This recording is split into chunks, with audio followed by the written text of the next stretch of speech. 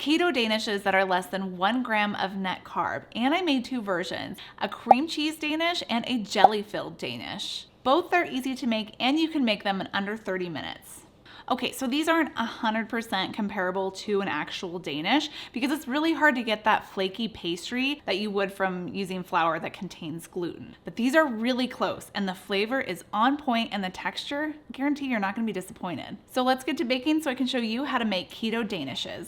First, we need to make keto pastry bread, and for that we need eggs because we need to harness the protein power within those eggs in order to puff up our pastry. So separate the whites from the yolks from 3 eggs. Be careful not to get any of the yolk into the whites because then you're going to end up with egg whites that don't whip up. But it's okay if you accidentally get some white inside the yolk portion, that don't matter. Set aside the bowl with the whites and we'll focus on the yolks. We're gonna add in 2 tablespoons of unflavored 0-carb protein powder, and I'll have my favorite brand listed down below in the description box, 2 tablespoons of almond flour, 2 ounces of softened cream cheese, and this is added to help balance out that eggy flavor so we don't have an egg-flavored Danish. 1 tablespoon of sugar-free sweetener of choice that measures cup for cup with sugar, and a pinch of salt.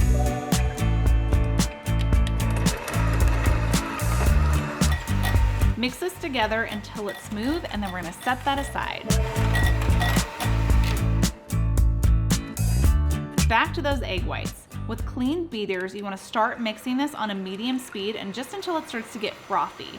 And then we're gonna add in 1/2 teaspoon of cream of tartar. Is it tartar or tartar? Tartar is like that stuff on your teeth, right? Tartar. Anyway, we're gonna add that because this helps stabilize our meringues. So we're gonna crank up to high and continue mixing until stiff peaks form. Next, pour your yolk mixture into the whites and carefully fold by dragging your spatula down the center and then folding the batter onto itself. Then go in a different angle, dragging it down and folding it on itself. Don't aggressively stir because we want this mixture to stay fluffy. If you stir it too much, they're gonna get flat, and nobody really wants a flat Danish. Although these are kind of flat. Don't matter because they're still really good. This recipe comes together pretty quickly, which is important to me as a busy mom because I'm just trying to keep my head above water. Another shortcut that I have been enjoying is having most of my meal prep done for me when I go to cook dinner, thanks to Green Chef, who is my sponsor of today's video. Green Chef is a CCOF certified organic company that helps you cook delicious meals for your family. It has step-by-step instructions with pictures and premium ingredients, and they all come pre-measured with minimal prep. There's also tons of options for every lifestyle like keto, paleo, vegan, vegetarian, fast and fit, Mediterranean, and gluten-free. It's delivered right to your door weekly and has saved dinner in my house on multiple nights when I just didn't know what to cook. And I also love how there's always something new to try, so our meals are never boring. If you want to try Green Chef, use my code KETOFOCUS135 to get $135 off across 5 boxes plus free shipping on your first box. Go to greenchef.com for more details. These meals are curated by expert chefs like this amazing meal. It was so good, and my husband actually went back for seconds. Again, use my code KETOFOCUS135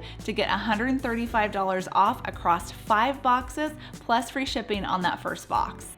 Once it's combined, we scoop it out onto a parchment-lined baking tray, and I like to use a cookie scoop for this, less mess. Then we take the back of a spoon and make a well into each center of these.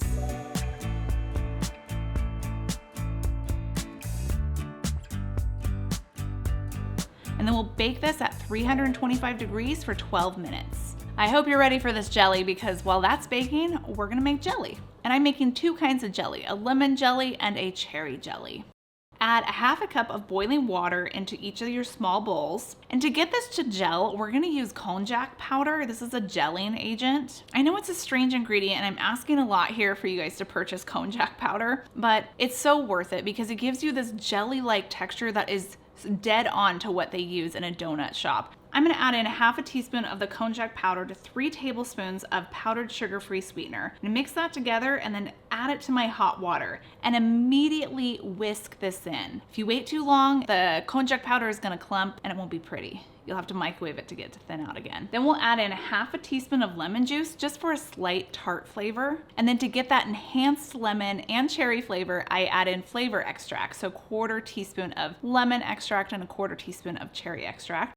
And then a few drops of food coloring to make it realistic. And would you look at that? This is already jelly-like, and it will continue to thicken as it cools a bit.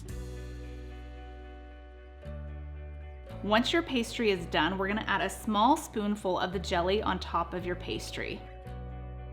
I created this jelly by accident when I was making that rainbow jello cheesecake that totally failed and was a flop. It was my fault because I was trying to turn it keto, and obviously I did something wrong, but something right came from that mistake because I discovered I could make jelly that was so similar to what you could actually find in a jelly-filled donut or a Danish. So, silver lining. There's always a silver lining. I like to finish this with a lemon glaze that I made by adding 3 tablespoons of powdered sugar-free sweetener, a half a teaspoon of lemon juice, and then 1 tablespoon of heavy cream. The heavy cream you can add a little bit more, a little bit less. You're just looking for a drizzle-like consistency. So something thicker but not too thick. Kind of thin, but not too thin. You get it.